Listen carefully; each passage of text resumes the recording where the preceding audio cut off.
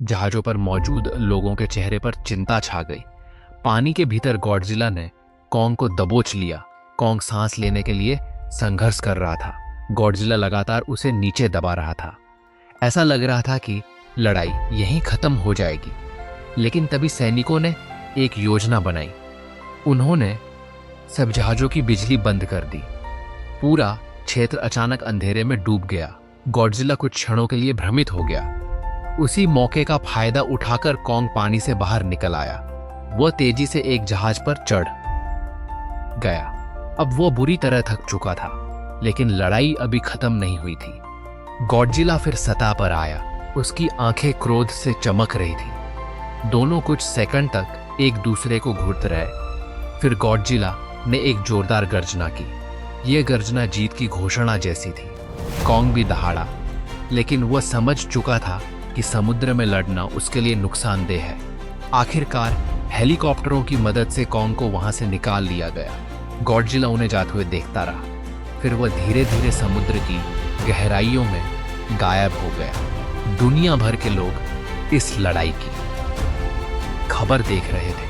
हर जगह एक ही चर्चा थी, क्या गॉडजिला अब भी पृथ्वी का रक्षक है या वो एक नया खतरा बन चुका है। उधर नाथन और उसकी टीम कॉन्ग को लेकर अपने मिशन पर आगे बढ़ रही थी। उनका लक्ष्य था होलो अर्थ, वह रहस्यमयी दुनिया जो पृथ्वी के अंदर छिपी हुई है। कुछ दिनों बाद उनका काफिला अंटार्कटिका पहुंच गया। यहाँ बर्फ और पहाड़ों के बीच एक विशाल प्रवेश द्वार मौजूद था।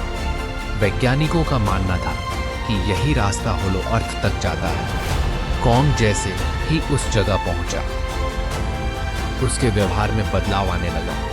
वह आसपास की चीजों को ध्यान से देखने लगा, मानो उसे यह स्थान परिचित लग रहा हो। जिया ने इशारों में पूछा, क्या यह तुम्हारा घर है? कॉन्ग ने धीरे से सिर हिलाया। उसे महसूस हो रहा था कि वह अपने पूर्वजों के निशानों के करीब पहुंच रहा है। टीम विशेष वाहनों में बैठकर प्रवेश द्वार के अंदर जाने लगी। जैसे जैसे वे नीचे उतर रहे थे, गुरुत्वाकर्षण बदलने लगा। चारों तरफ अजीब ऊर्जा दिखाई देने लगी। वैज्ञानिक हैरान थे। ऐसा लग रहा था जैसे वे किसी दूसरी दुनिया में प्रवेश कर रहे हों। अचानक एक तेज रोशनी पूरे क्षेत्र में फैल गई। वाहन नियंत्रण खोने लगे। लोग घबरा गए, लेकिन कुछ ही सेकंड बाद सब कुछ शांत हो गया और फिर उनके सामने एक नई दुनिया थी। एक ऐसी दुनिया जो किसी सपने जैसी लग रही थी। अजीब जीव जंतु और अनंत तक लटके हुए जंगल, अजीब जीव जंतु और अनंत तक फैला हुआ रहस्यमयी वातावरण। वे होलो अर्थ में पहुंच चुके थे। कॉन्ग चारों तरफ देखने लगा। उसकी आंखों में पहली बार खुशी दिखाई दी। उसे महसूस हो रहा था कि वह अपने असली घर में वापस आ गया है। लेकिन उसे नहीं पता था कि इसी समय दुनिया के दूसरे हिस्से में एक और भयावह खतरा जन्म लेने वाला है। एक ऐसा खतरा जो गॉडजिला और कॉन्ग दोनों से भी ज्यादा विनाशकारी साबित हो सकता था। जासूस हुआ जैसे वो सदियों बाद अपने असली घर लौट आया हो। चारों तरफ अजीब लेकिन सुंदर दृश्य फैले हुए थे। विशाल पहाड़ हवा में तैरते हुए दिखाई दे रहे थे। कुछ जगहों पर नदियां ऊपर की ओर बह रही थी,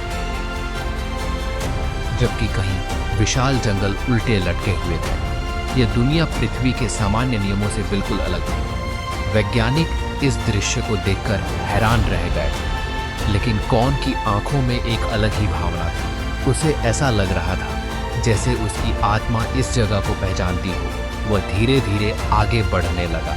जिया और बाकी टीम उसको पीछे चल रही थी। रास्ते में उन्हें कई विचित्र जीव दिखाई दिए। कुछ उड़ रहे थे, कुछ विशाल सांपों जैसे थे और कुछ ऐसे जिन्हें इंसानों ने पहले कभी नहीं देखा था। अचानक कॉन्ग रुक गया। उसने दूर एक पहाड़ी की तरफ देखा। वहां एक विशाल पत्थर का प्रवेश द्वार दिखाई दे रहा था। उसके ऊपर प्राचीन चिन्ह बने हुए थे। कॉन्ग तुरंत उस दिशा में बढ़ने लगा। जैसे जैसे वह करीब पहुंचा, उसके चेहरे पर आश्चर्य बढ़ता गया। यह कोई साधारण जगह नहीं थी। यह एक प्राचीन मंदिर था। एक ऐसा मंदिर जिसे कभी कॉन्ग की प्रजाति ने बनाया था।